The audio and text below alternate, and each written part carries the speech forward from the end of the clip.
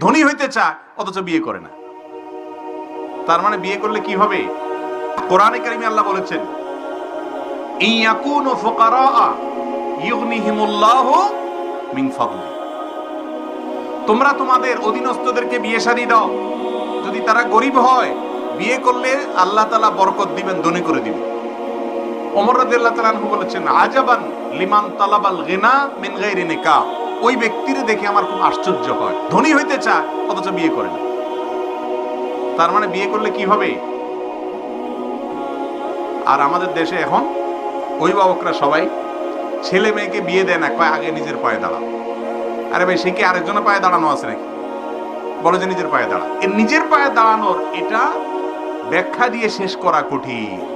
কারোর মতে মাসে 1 লাখ টাকা কামাইলে তারপরে নিজের পায়ে দাঁড়ানো হলো, কারোর মতে সরকারি একটা চাকরি পাইলে তারপরে নিজের পায়ে দাঁড়ানো হলো। এভাবে করতে করতে বিবাহ দেরি করে। বিবাহ দেরি করলে সমাজে জেনা বাড়বে না কমবে? বাড়বে।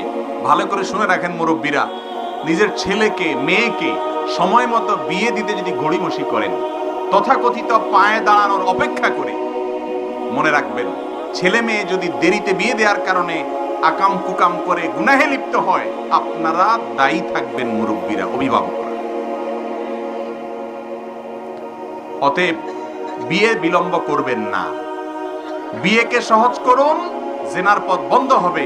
বিয়ে কঠিন করবেন, জেনার পথ সহজ হবে। ঠিক না? ঠিক। অতএব বিয়ে সহজ করতে হবে, আল্লাহ তাআলার নির্দেশ এটা।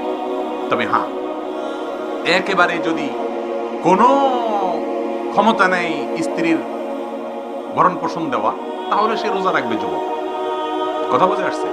কিন্তু কোনো মতে যদি ডাল ভাতের ব্যবস্থা করতে পারেন, আলহামদুলিল্লাহ।